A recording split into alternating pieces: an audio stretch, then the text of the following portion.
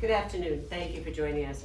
I am joined today at the podium by Bedford Police Chief John Fisher, Assistant District Attorney Dave Sollett, the Chief of our Cold Case Homicide Unit, Assistant District Attorney Jamie Charles, our Senior Appellate Counsel, Detective Lieutenant William Donahue of the Massachusetts State Police, as well as Detective Matt Wilson and Trooper Mike Sullivan from the State Police, and Lieutenant Scott Jones from the Bedford Police Department. This afternoon, almost exactly 53 years after the death of Natalie Shublin in Bedford, Arthur L. Massey, age 78, of Salem, was convicted of first-degree murder and solicitation to suborn perjury in the trial of a capital indictment. I want you to think for a moment of the passage of time for 53 years, because that is how long the family of Natalie Shublin has waited to have a jury return a verdict in this case. Natalie Shublin was a wife, a mother, a cancer survivor who loved to garden, paint. She was brutally murdered by a stranger in her own home in Bedford. In the early evening of Thursday, a beautiful day, June 10th, 1971, Raymond Shublin, who was the president of the Lexington Trust Bank, returned home from work to find his wife, who was then 54 years old, in the basement of their Bedford home. She was face down on the floor, her ankles were bound, and a makeshift gag had been tied around her neck. Mr. Shublin immediately called the Bedford Police Department, and officers were at his home within minutes. Based on the condition of her body, it appeared that Mrs. Shublin had only been dead for a very short time. An autopsy subsequently determined that she had been stabbed with a knife multiple times, struck with an unidentified object, causing massive blunt force injury to her skull. The investigation and search of the home revealed that a set of bank keys was missing. Also missing was Mrs. Shublin's car, which was a blue and white 1969 Chevy Impala. Police immediately spread out from the house, canvassing the area, interviewing neighbors, and looking for that missing car. At 8:42 p.m., so fairly quickly after Mr. Shublin had found his wife's body, the police found the Impala in the parking lot of the VA hospital, which is less than half a mile from the Shublin home. Although the car appeared to have been intentionally wiped down to remove fingerprints, police were able to observe and collect several latent fingerprints, including one that was taken from the right rear window. Police pursued dozens of potential leads, but were not able to identify a suspect. In 1999, fingerprint examiners from the Massachusetts State Police were using what was then a new tool.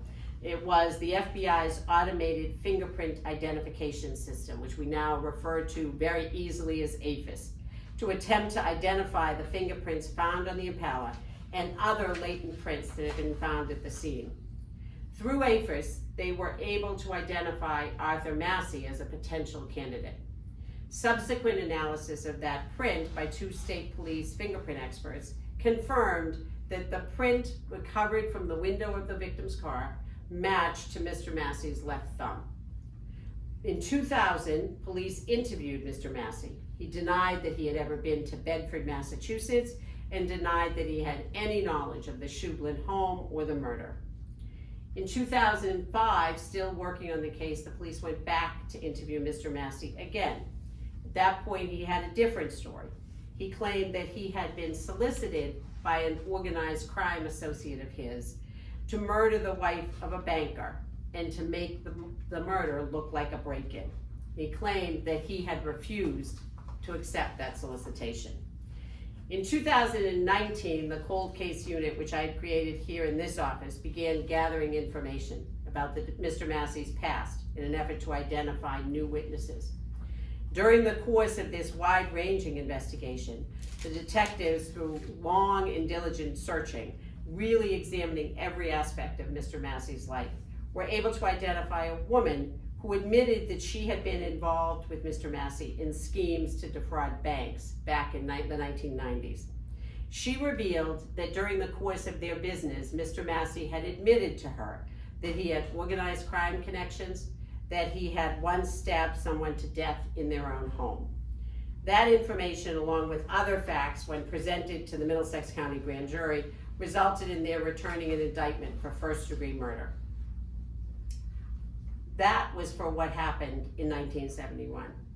During the course of this case, Arthur Massey continued to take premeditated, purposeful steps to obstruct justice. While he was in custody on the murder case, Massey attempted to procure a witness to give false testimony at his trial. He offered a $1,000 cash payment if the witness would falsely claim that Massey was being framed for the murder. Working with the Middlesex Sheriff's Office, investigators were able to thwart that plot, and prosecutors brought the additional charge for solicitation to suborn perjury in the trial of a capital indictment. That charge was joined with the murder trial, and Mr. Massey stood trial on both of those. Of particular note during the course of this trial, in considering again that 53-year time span, the only living witness to the initial investigation, a retired Bedford police officer who's now 85 years old, flew back to Massachusetts to testify to the initial investigation, and as well a retired FBI agent who had worked on the investigation of Mr. Massey came in to testify. Today, after 3 days of deliberation, the jury returned that verdict against Mr. Massey on those 2 indictments. Present in the courtroom were Mrs. Shublin's son and daughter-in-law. Her daughter, who lives in a nearby state, was also able to be informed of what had happened and that their long wait for answers had come to an end. On May 31st, Mr. Massey will be sentenced on those 2 indictments in Middlesex Superior Court. Again, the message that is important here is literally an entire lifetime passed. Mr. Massey lived a life. Mrs. Shublin was denied the rest of her life. And what our cold case unit and the work done on these cases and the message that we hope that people who are still waiting for answers take from this is that we do not give up on these cases. A case is never closed. We are constantly re-looking at cases, as you can see in this investigation. People who are sometimes allies, life changes over 53 years, and they then become willing to talk about what might have happened. We don't forget when somebody comes into this county and commits a crime.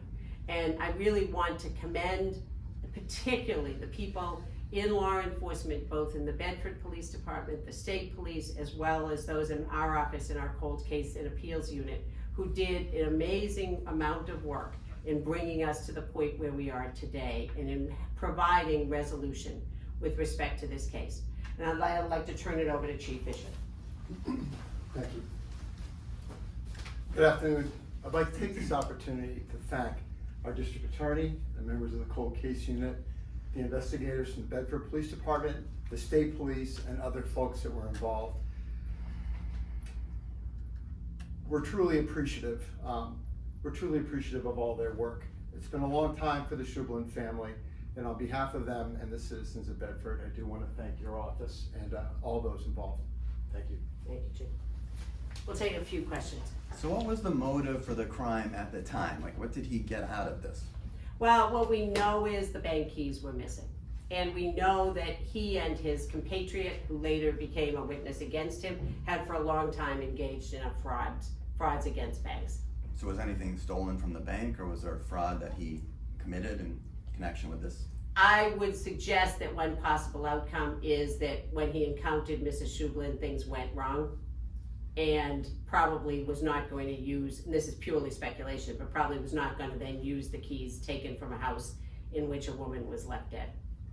And the husband at the time was sort of The president of the bank. and wasn't he like under suspicion at one point as may have had something to do with it? Mr. Massey at some point raised the specter that he was involved in this organized crime group of people, that he had been approached to do that. No evidence was ever uncovered to suggest that Mr. Shublin had anything to do with what had happened. You spoke to Massey in 2005, there wasn't enough there, then you pick it back up in 2019. What change that led investigators to that woman? Was it new technology, good old-fashioned detective It was work? good old-fashioned detective work. It was really taking apart Mr. Massey's life and looking at every aspect of it. Who was he, who back in 1971 was he in contact with? Who had he over the period of time since then?